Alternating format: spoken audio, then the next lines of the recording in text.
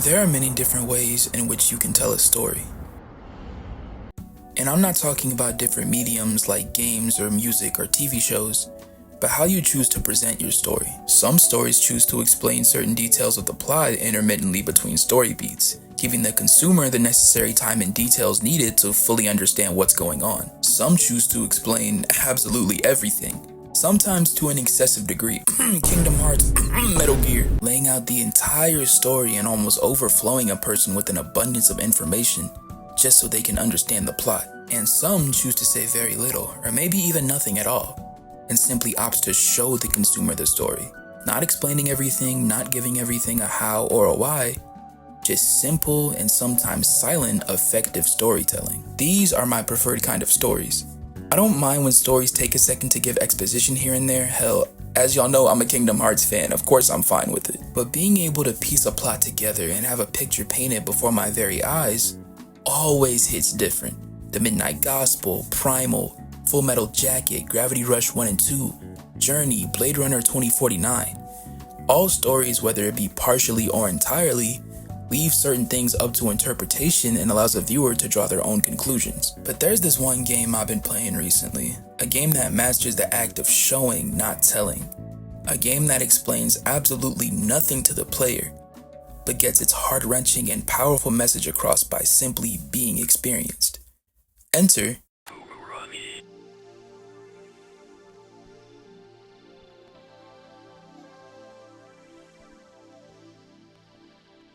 Umurangi Generation is an indie game developed by one Naftali Faulkner, released in the summer of 2020. You take the role of a nameless photographer and courier in the shitty future, who travels around New Zealand with his friends and takes pictures for the purpose of submitting them for some money. You go through various different locations around New Zealand and slowly unravel the events of the world around the characters.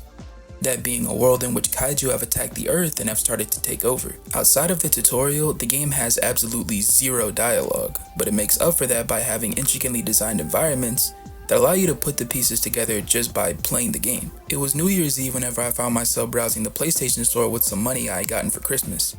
I decided to go under Hi-Fi Rush and look at games similar to it, as I really enjoyed that game and I wanted to experience something similar to it.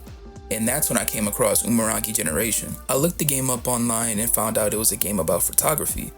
I had always wanted to get into the medium, but it always felt a little intimidating, plus y'all know my ass is too broke to afford a camera. But the game's style looked really cool, man. It had this low poly Dreamcast vibe going on, and the idea of being given a sandbox to just go around and take pictures in felt both exciting and soothing. And it was, initially. The game was gorgeous, man. The aesthetic was easy on the eyes, the skyboxes were vast and beautiful, and the experimental soundtrack was pretty damn good.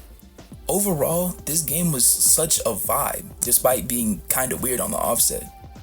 But that was before I began to pay closer attention to the game.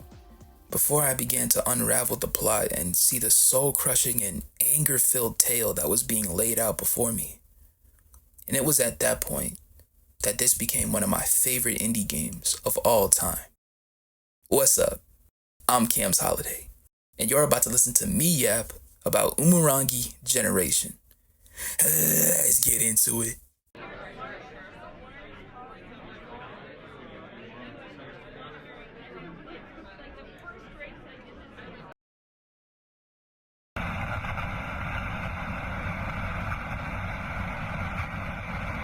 Umurangi Generation's gameplay is simple, extremely simple.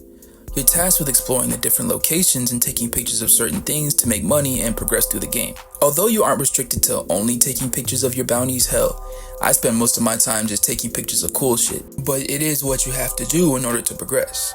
Your photos are overall graded on 3 things, the 3 C's as the game calls them: color, content, and composition. Color being how much color variety there is in your photo, content being what's in your photo and how much stuff is in it, and composition, the angle and position you took the photo from, and how many people were in the shot. You get scored at the end of each level for the photos you took, and you unlock new settings for your camera as you beat the stages. You go through the game taking pictures of stuff, and you eventually see the credits after 2 or 3 hours. But despite its simplicity and short length, Umurangi Generation has a surprising amount of replay value.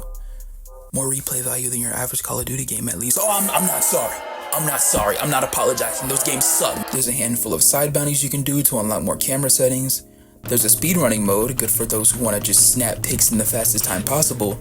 And a creative mode for those who simply want to ditch the main objectives and just take some dope ass pictures. It's no risk of rain when it comes to replayability, but if you have a creative mind and are a fan of the environments the game provides to you, you can most Part 3 of the loud ass car. Please let me record, bro, please. When I'm not paying attention to the extremely dark story, this game is such a vibe to just chill out and play. As I mentioned earlier, there's something about the PS1 style graphics and the lo-fi, funky soundtrack that makes this game feel so calming and almost serene in some areas. Ironic considering the cataclysmic nature of the game's story. The environments are also fire as well, lots of urban and kind of cyberpunk-esque scenery to be found here. My two personal favorites visually are The Strand, a level in which you and your friends are partying on the block of a sick-ass neon city.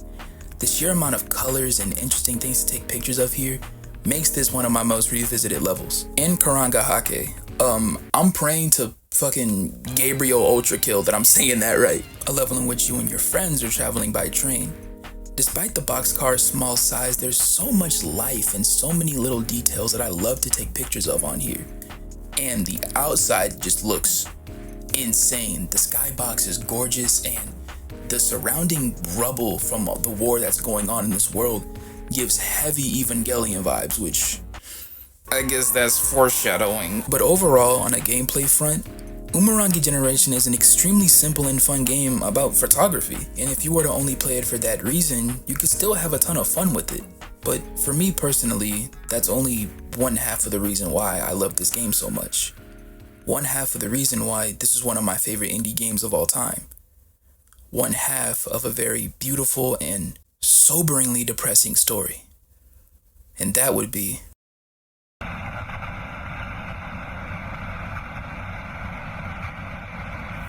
Umurangi has no dialogue, no text boxes, no exposition. Even our main cast, besides hanging out and sitting next to each other, never even share a word amongst themselves on screen. The entirety of the game's plot is told through the environment, which upon first booting the game up and playing for a bit, you wouldn't initially think that. When you load into the first level, Moao View, all you can see are your friends and your pet penguin just cooling on the rooftop, vibing by the makeshift pool and watching the sunset. You take a few pictures until eventually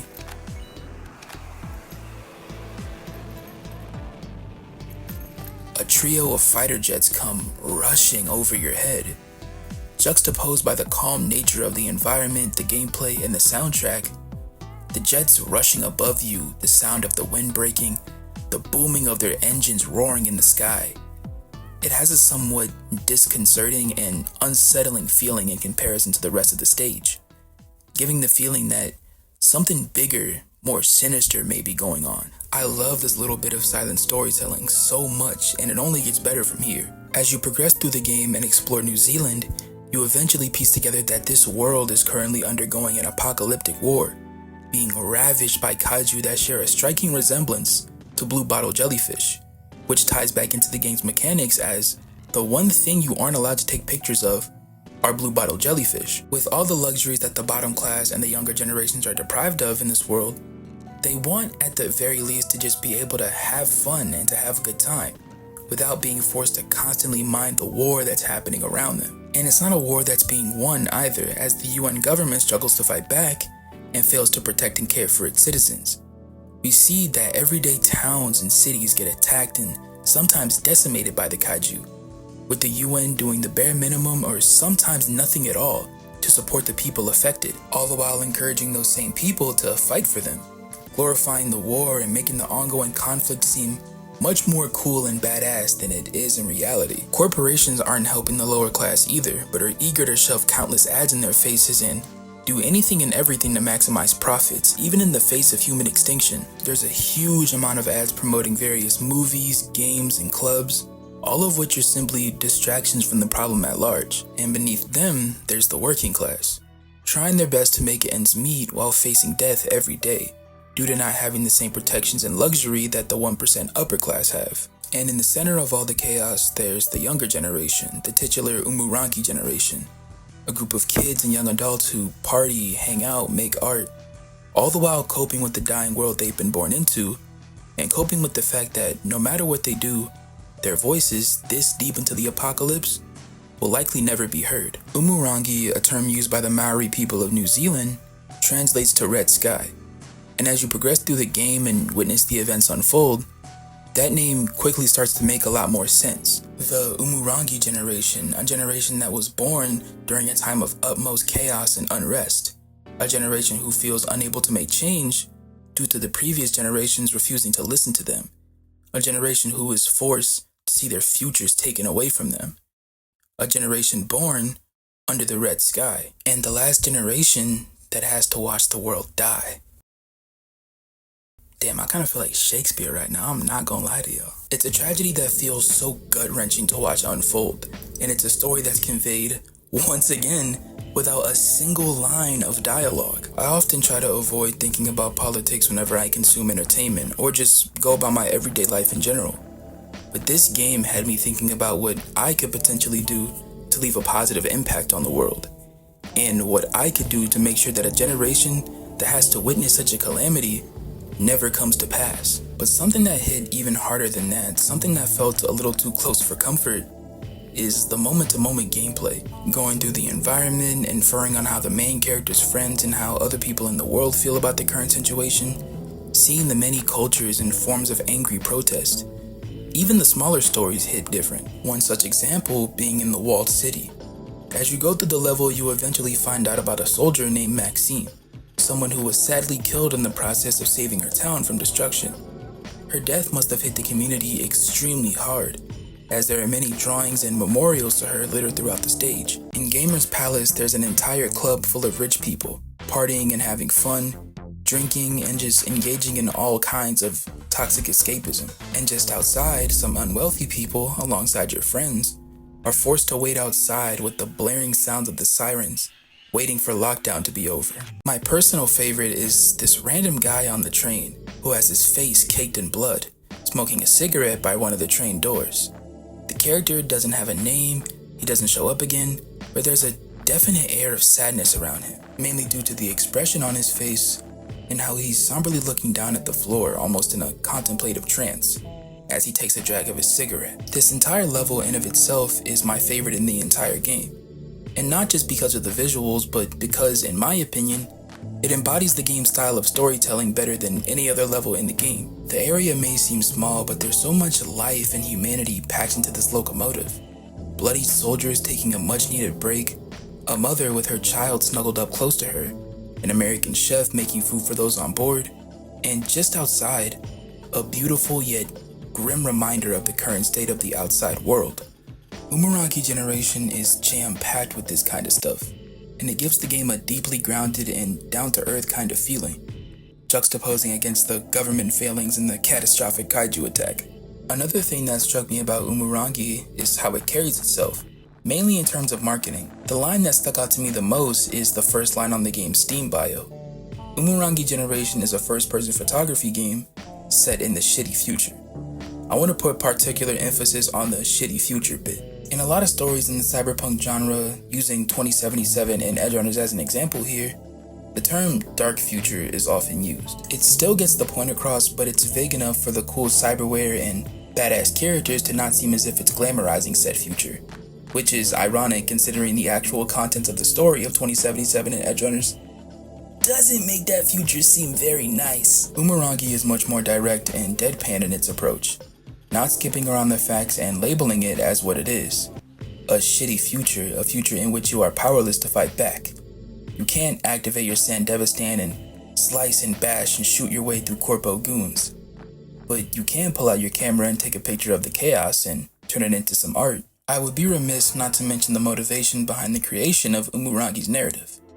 Naftali Faulkner, the creator of the game, unfortunately lost his home in the 2020 Australian bushfires. This was a heavy hit for him and one of the sparks that caused him to create the game. The other was the absolute mishandling and sometimes even uncaring attitude that the catastrophe was handled with by both the government and corporations.